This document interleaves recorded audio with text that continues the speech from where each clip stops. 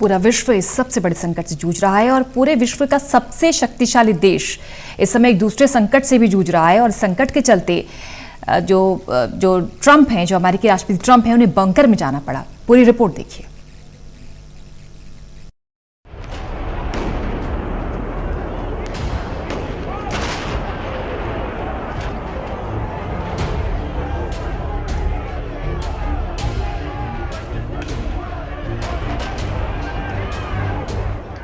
America में अश्वेत George Floyd की हत्या के विरोध में हो रहे हिंसक प्रदर्शनों की आंच व्हाइट हाउस तक पहुंच चुकी है। वॉशिंगटन डीसी में शुक्रवार रात व्हाइट हाउस के बाहर प्रदर्शनकारियों के जमा होने पर राष्ट्रपति डोनाल्ड ट्रंप को कुछ समय के लिए एक भूमिगत बंकर में ले जाया गया। व्हाइट हाउस अधिकारियों और कानून प्रवर्तन सूत्रों ने इस बात की जानकारी दी है। राष्ट्रपति ट्रंप ने बंकर में लगभग 1 घंटा बिताया और उसके बाद उन्हें ऊपर लाया गया। कानून प्रवर्तन सूत्र और इस घटना से संबंधित एक अन्य सूत्र ने बताया कि अमेरिका की प्रथम महिला मेलानिया ट्रंप और उनके बेटे बेरन को भी बंकर में ले जाया गया था। कानून प्रवर्तन सूत्र ने बताया कि प्रोटोकॉल के अनुसार अगर अधिकारी राष्ट्रपति ट्रंप को बंकर में ले जाते हैं तो उन्हें अन्य सुरक्षा प्राप्त लोगों को भी वहां ले जाना होता है।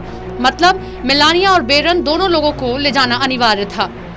दूसरे सूत्र ने बताया कि यदि व्हाइट हाउस में खतरे का सूचकांक लाल पर पहुंच जाता और राष्ट्रपति को वहां से आपातकालीन संचालन केंद्र ले जाया जाता तो मेलानिया ट्रंप, बेरन ट्रंप और परिवार के अन्य सदस्यों को भी वहां ले जाना होता। ट्रंप ने मिनियापोलिस में पिछले हफ्ते जॉर्ज फ्लॉयड की मौत के मद्देनजर शुक्रवार रात व्हाइट हाउस के बाहर विरोध प्रदर्शन से प्रभावी रूप से निपटने के लिए अगले दिन सीक्रेट सर्विस की प्रशंसा की। शनिवार को व्हाइट हाउस के बाहर प्रदर्शन खत्म होने के कुछ ही घंटों बाद ट्रंप ने खुद के सुरक्षित होने की घोषणा की। उन्होंने शहर की डेमोक्रेटिक मेयर को निशाने पर लिया और कहा कि ये उनके ही समर्थक थे जो व्हाइट हाउस के बाहर प्रदर्शन कर रहे थे।